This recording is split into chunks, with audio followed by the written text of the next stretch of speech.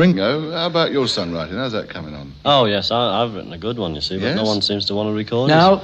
Oh, Paul may record it on and... No. Yes, Paul, you promised. Okay. The thing Paul. is, I was doing the tune for you to sing it. No, I don't want to sing. You sing. Don't pass me by. Oh, you do. Rhythm and blues song. Oh, yeah. Don't pass me by. Don't make me cry. Don't make me blue, baby. Because you know why? I got the ice cream for you. It's a sensational. You wrote all those words? Yeah, blues and all that. He's the Dylan Thomas of Liverpool, isn't he? It's Ringo time, everybody! Hello. I hate gardening. Is a tank engine who lives at a big station on the island of Sodor. He's a cheeky little engine with 6 small wheels, a short stumpy funnel, a short stumpy boiler, and a short stumpy dome. Viva Zapata! Peace and love, everybody. Wales was the worst place I ever went. What were they after? They were after my head. Update right now. Peace and love. Peace and love. I want to tell you, please, after the 20th of October, do not send fan mail to any address that you have. Nothing will be signed after the 20th of October. If that has a date on the envelope, it's going to be tossed. I'm warning you with peace and love, but I have too much to do. So no more fan mail. Thank you. This no good. Oh, no good. This man wet his pants. I bet I don't get to sing. But you have other things to offer. I mean, look at Oh, yes, Michael, you're telling them now. Welcome back to the White Album in Depth. This is episode 14, Don't Pass Me By. Well, it had been a long time coming, but by 1968 the Beatles finally recorded a song that had been written by Ringo. However, Ringo had wrote this song long before the White Album's recording sessions in 1968. He actually wrote it before he was even in the Beatles. He first played it to the other three when he first joined the band, actually, in August 1962, and they didn't do anything with it until 1968. So, according to Ringo, he wrote this song all on his own at his house. He was sat at the piano one day, and in his own words, he could only play 3 chords on the piano, so he was sat at the piano banging away on it, just trying to see if he could get anything out of it, and he just sat banging away until he eventually got a melody and some words, which was Don't Pass Me By. So the earliest public mention of Don't Pass Me By came on July 14th, 1964, when, during their appearance on the first ever episode of the BBC radio programme Top Gear, not that one. Rubbish. Ringo was asked by Brian Matthew if he had wrote any songs, and he sort of started answering it before Paul interjected, mockingly singing the chorus of Don't Pass Me By. It's what's in the intro to this video, which you should have hopefully heard, unless there's any copyright restrictions on it, in which case you haven't heard it, you'll have to go and find it elsewhere, I'm afraid. But hopefully there's no copyright issues and you've heard it at the start of this video. Work on Don't Pass Me By begun on June 5th, 1968 at Abbey Road, or EMI Studios as it was known then. This was one of the very first songs recorded for the White Album, and for this session only Paul and Ringo took part in it, and the song actually had the working title of just being Ringo's Tune. It's quite a nice little, isn't it, song title, that, Ringo's Tune. Part of me kind of wishes they'd kept that, Ringo's Tune. So to begin with, the pair worked on the basic track. Now for this, Ringo played the piano and Paul played the drums. Don't ask me. Sometimes it's better not asking questions about why. Paul is a better pianist and Ringo is a better drummer. Switched roles for this. I genuinely no idea. Doesn't make much sense, does it? Anyway, Ringo's piano was actually fed through a revolving Leslie speaker. This was to give it a sort of wobbly effect. The pair completed the basic track in just 3 takes, and they decided that take 3 was the best one of the lot. So after that, it was time to start adding the overdubs to the song. So to begin with, they added more drums onto the track, as well as a sleigh bell and a cowbell, and after this, Ringo did his first attempt at the lead vocals, and then after that, Paul decided he would record the bass guitar. He actually recorded 2 bass guitar tracks onto the song at this point. The following day, on June 6th, 1968, the duo then continued working on Don't Pass Me By. Now to begin with, Ringo decided to erase Paul's bass parts from the previous day. Once he'd erased this, he then re-recorded some double-tracked vocals that would replace the bass track. Once Ringo's double-tracked lead vocals were finished, Paul then re-recorded a new bass guitar part onto the track. So after this, the pair then edited the track to remove a bar that had been played in error during the second chorus. Now John Lennon was also present in Abbey Road this day, but he didn't take part in this session. He had nothing to do with the song. He was there working on some tape loops and sound effects for a forthcoming stage production of his book in his own right. Radio 1 DJ Kenny Everett was also at Abbey Road that day to interview John Lennon, and Everett actually managed to convince John, Paul and Ringo to record some jingles for his then brand new Radio 1 show. This is James Paul McCartney, Upper 5B, saying that Kenny Everett is just about one of the finest disc jockeys in the world, as disc jockeys go, aren't you, Kenny? Oh, you're lovely. Yes. While sitting at my piano one day, a magical thought came my way to write a number for the BBC.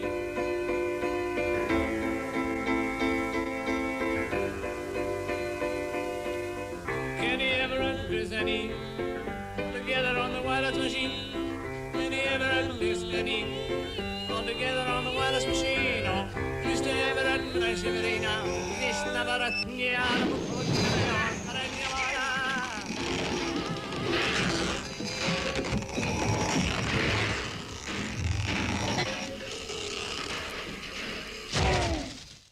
So the band actually now didn't work on the track again until July 12, 1968, when they then returned to it to add a violin overdub to the track.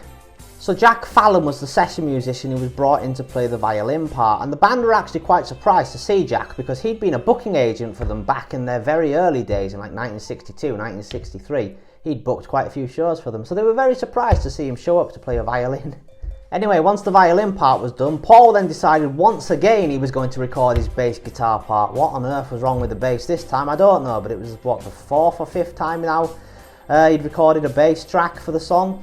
Anyway, after that was done, Ringo then recorded some additional piano for the song. This included the piano intro to the song. And anyway, once that was all done, that was the song finished, or at least finished in the form it would end up on the White Album. However, on July 22nd, 1968, the band actually returned to working on Don't Pass Me By. This was to record an intended instrumental opening piece for the track. This introduction piece on the track was actually an orchestrated score written by George Martin. So it was on this day at Abbey Road that a group of session musicians recorded George Martin's score for the song. So this version of Don't Pass Me By with the orchestrated introduction piece can be heard on the 50th anniversary edition of the White Album. Now at some point after this had been recorded, Ringo and the band decided to remove it from the song and just scrap it completely.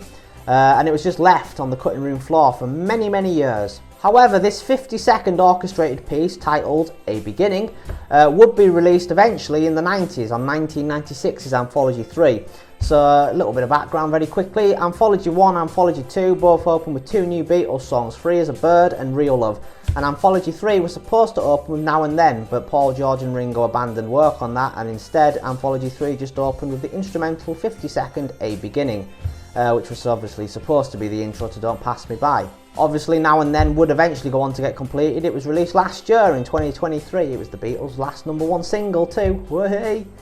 The White Album was released on the 22nd of November 1968, and Don't Pass Me By would be the 6th track on side 2 of the album. It was also the 14th track overall on the album. It was also the first song released that gave sole writing credits to Richard Starkey, or Sir Richard Starkey as he is these days.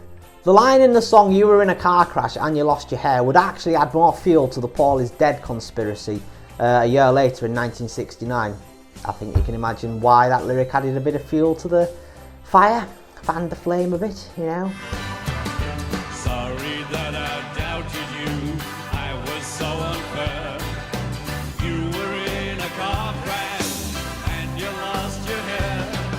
You said that you'd be late tonight, about an hour or 2.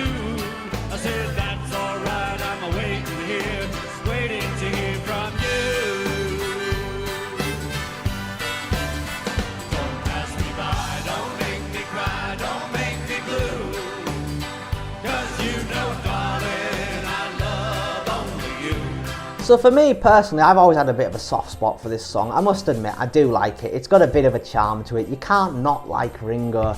I mean, you know, I like his voice. It's very good. It's kind of a bit of a country and western song. It's not like Rocky Raccoon, the song before, but it's still got a bit of a country twang to it. Now, I've got to be honest, I think there'd be a lot of bands out there that would kill for a song like this because it's not a bad song by any means. It's just Ringo happened to be in a band with 3 of the greatest songwriters of all time. So, you know, he didn't really have much of a chance of being in their league. when you're writing songs like this. But for a lot of bands, Don't Pass Me By would be a brilliant song for a lot of bands out there, I must say. Now I'd just like to say that when I was doing my research for this video, a lot of it comes from Beatles Bible, I must say. It was on the page for Don't Pass Me By where they decided on Beatles Bible to start talking about songs being cut from the White Album. George Martin's idea that it should have been condensed down into a really solid single album.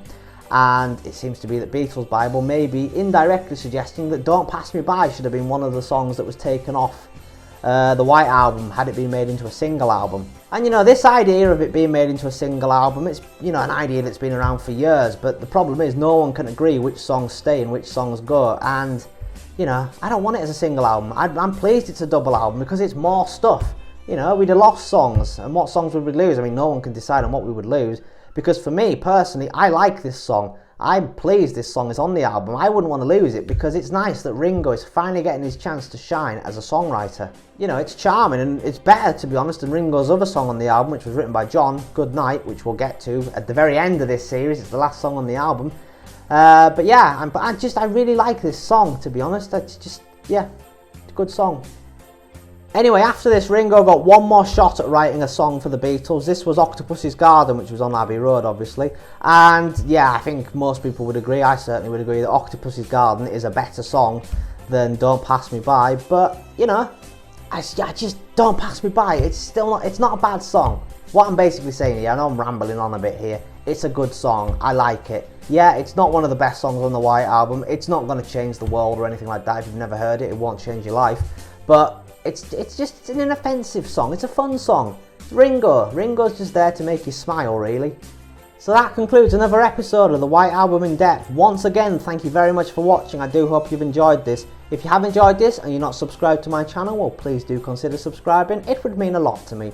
If you haven't seen the previous episodes in this series, there is a playlist on my channel that consists of all previous episodes, and all future episodes will also be added to that playlist. Anyway, I will see you next time when we will be asking a very important question that was inspired by monkeys having sex in the road. Until then though, do take care.